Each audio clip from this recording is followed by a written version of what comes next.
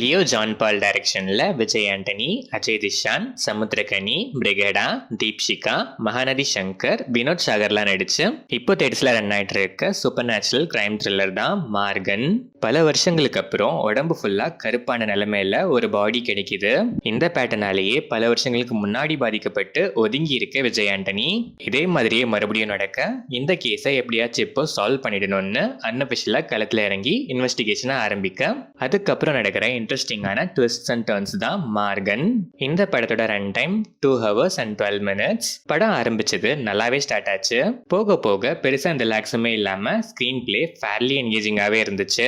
படத்துக்கு தேவையில்லாத சீன்ஸ்னு பெருசா எதுவும் இல்ல. அஜய் தேஷனோட கேரக்டர் ரைட்டிங் அண்ட் அந்த சூப்பர் நேச்சுரல் எலிமெண்ட் யூனிக்காவும் இன்ட்ரெஸ்டிங்காவும் இருந்துச்சு. பட் அதுலயே கொஞ்சம் ஓவரா ஃபோக்கஸ் பண்ணதால கிரைம் ஆங்கிள் கொஞ்சம் ரொட்டீனா போயிடுச்சுன்னு எனக்கு ஃபீல் ஆச்சு. சில ட்விஸ்ட்ஸ் அண்ட் டர்ன்ஸ்லாம் நல்லாவே ஒர்க் ஆச்சு. விஜய் ஆண்டனி கேஷுவலா எல்லா எமோஷன்ஸையும் செட்டில்டா கேரி பண்ணி நல்லாவே பெர்ஃபார்ம் பண்ணிருக்காரு. விஜய் ஆண்டனியோட பிலிமோகிராஃபில ரீசெண்ட் டைம்ஸ்ல ஒன் ஆஃப் த ஃபைனஸ்ட் மூவினே சொல்லலாம். அஜய் திஷான் கேரக்டர் ரைட்டிங்கே செம்ம யூனிக், பெர்ஃபார்மன்ஸுமே நல்லாவே இருந்துச்சு. சமுத்திரகனி அண்ட் வினோத் சாகர் பெருசா ஸ்கோப் இல்லைனாலும் performance decent. Mahanadhi Shankar neat performance, ஒரு சில இடங்கள்ல ஒன் லைனர்ஸ்ல சில மைல்ட் லாப்ஸ் கொடுக்குறாரு. Brigida Saga screen space, scope and performance எல்லாமே டீசென்டாவே இருந்துச்சு. தீப்ஷிகா அண்ட் அதர் ஆர்டிஸ்ட்லாம் ஸ்கோப் பெருசா இல்லைனாலும் கொடுத்த வேலையை கரெக்டா பண்ணி டீசென்டாவே பண்ணிருக்காங்க. டெக்னிக்கலா பார்த்தா இது செம ஸ்ட்ராங்கான பிலிம்னே சொல்லலாம். பேக்ரவுண்ட் ஸ்கோர் அண்ட் சாங்ஸ் படத்துக்கு அவ்வளோ ஆப்டாவே இருந்துச்சு. சினிமாட்டோகிராஃபி, விஎஃப்எக்ஸ் எல்லாமே பக்கா. எடிட்டிங் கூட கிறிஸ்பாவே இருந்துச்சு, செம.